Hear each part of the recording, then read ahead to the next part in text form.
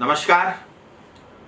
पिछले 2-3 दिनों से पश्चिम बंगाल में टीएमसी के नेता, उनके सांसद, उनके मंत्री केंद्र सरकार पे गलत आरोप लगा रहे हैं। मैंने देखा कि नॉर्थ बंगाल में, विशेष करके दार्जिलिंग में, जो टीएमसी के सांसद है, नेता है, वो प्रेस कॉन्फ्रेंस करके केंद्र सरकार पे झूठे और गलत आरोप लगा रही है। उनका यह कहना है कि इस कोरोना संकट के समय में केंद्र सरकार ने पश्चिम बंगाल की जनता और सरकार को मदद नहीं की।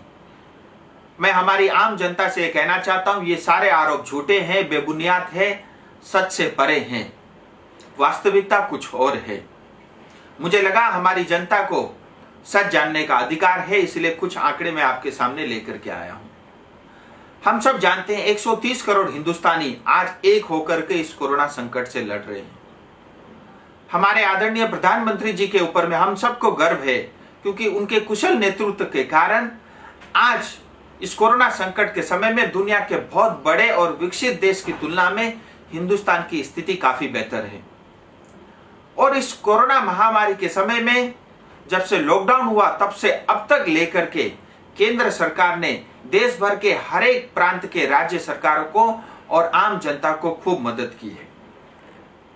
मैं कुछ आंकड़े आपके सामने लेकर के आया हूं कि पश्चिम बंगाल की जनता को, पश्चिम बंगाल की सरकार को किस किस रूप में अब तक कितनी मदद केंद्र सरकार की तरफ से हुई है। हम सब जानते हैं N95 मास्क और पीपीई किट, इसकी बहुत कमी खलती थी शुरुआत में। मैं शुरुआत यहीं से करना चाहता हूं। देखिए, आज तक केंद्र सरकार की तरफ से पश्चिम बंगाल सरकार को N95 मास्क 9,16,000 N95 मास्क अब तक केंद्र सरकार दे चुकी है। इतना ही नहीं, पीपीई किट 6,06,000 से ज्यादा पीपीई किट पश्चिम बंगाल पहुंच चुकी है। हाइड्रोक्लोरोक्विन टेबलेट, जिस दवाई की हम बात करते थे, 23,50,000 से ज्यादा दवाई पश्चिम बंगाल पहुंच चुकी है केंद्र सरकार की तरफ से। आज पश्चिम बंगाल में 36 ICMR टेस्टिंग लैब चालू है, जिसमें से सरकारी भी है, कुछ प्राइवेट लैब भी है। ये भी केंद्र सरकार की देन है। इतना ही नहीं, हम सब जानते हैं जिस पीएम केयर में लोगों ने अलग अलग जगह से, देश भर से, दुनिया भर से जो डोनेशन आए, उस पैसे से आज जो है देश भर में चिकित्सा व्यवस्था को बेहतर करने का काम चल रहा है। बहुत सारे मेडिकल के इक्विपमेंट और मशीनें खरीद करके अलग अलग प्रांतों में भेजा जा रहा है।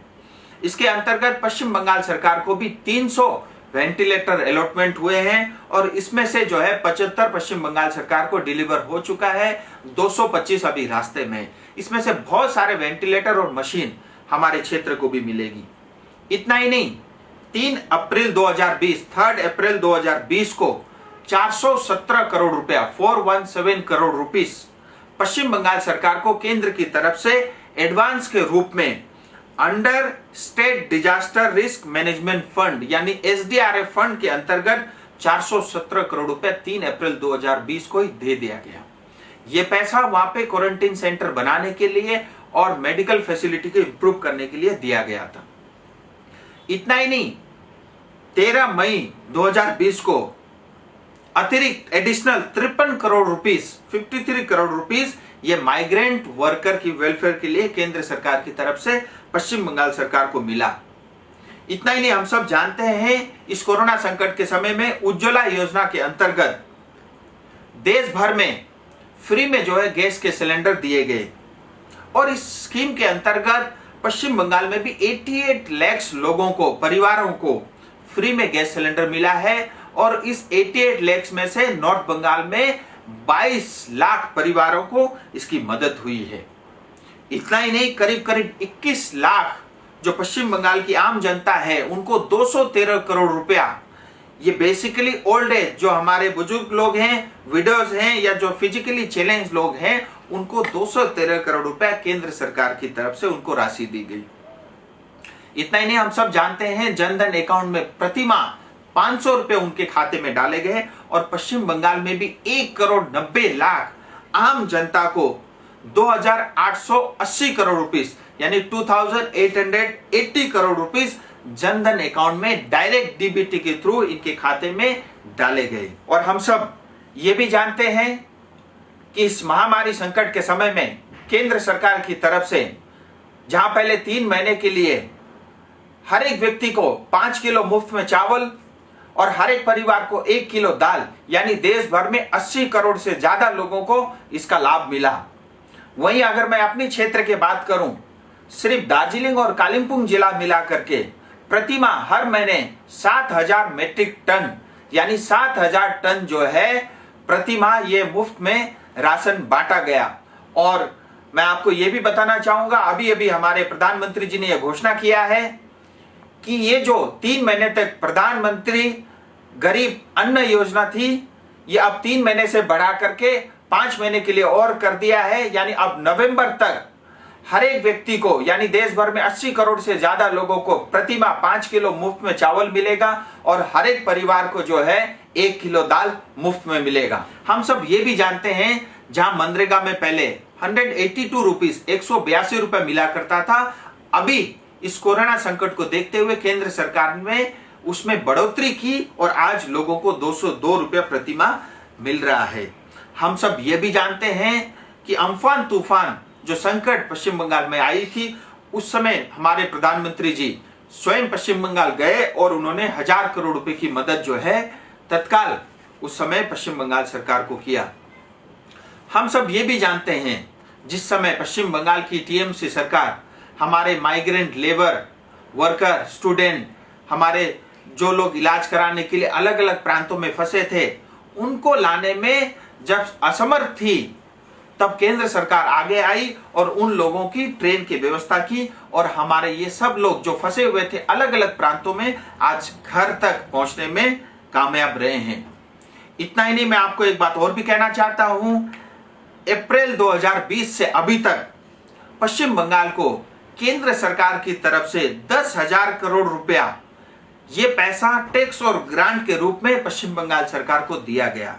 जबकि हम जानते हैं इस दौरान में रेवेन्यू काफी कम रहा, उसके बावजूद भी जो बजटरी एलोकेशन था उसके आधार को देखते हुए पश्चिम बंगाल को केंद्र सरकार की तरफ से पूरा पैसा दिया गया।